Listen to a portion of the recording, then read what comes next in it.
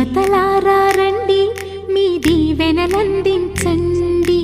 నోచిన నోములు పండించే నా తోడును పంపించండి. కలలో ఇలలో ఏ కన్నెకి ఇలాంటి పతిరాడనిపించే వరుణ్ణే వరముగా ఇవ్వండి. కని విని ఎరుగని వేడుకతో వివాహం జరిపించాలి.